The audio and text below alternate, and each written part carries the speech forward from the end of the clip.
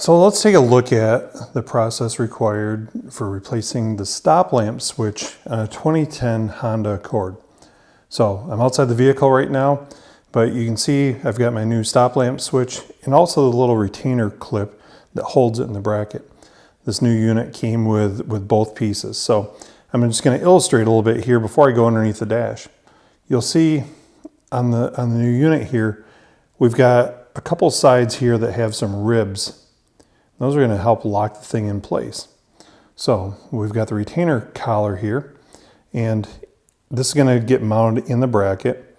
And then I'm going to insert the switch here and slide it through all the way until the plunger is depressed up against the brake pedal. Once it's to the desired depth, now I'm going to rotate it just a little bit clockwise. That's going to lock it in place.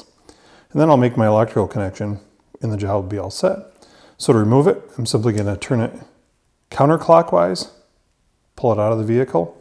I'll replace the retainer clip, and then we'll do the install process.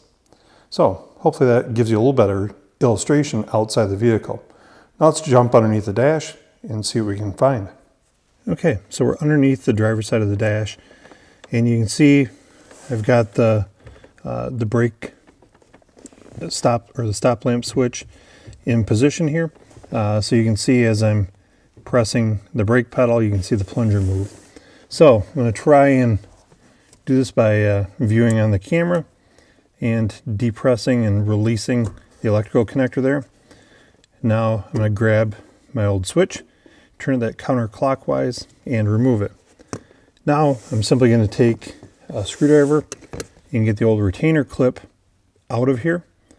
And then I will come back in with a new retainer clip and we'll do the install process. Yeah.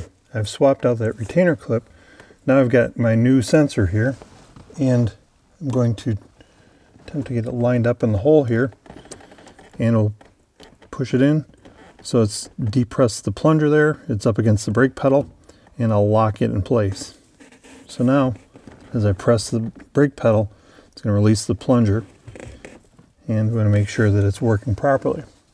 So once that's all set, plug in my electrical connector. I'm going to test with an assistant to make sure the brake lights are working properly. But hopefully now you understand exactly what it takes to replace the stop lamp switch on a 2010 Honda Accord.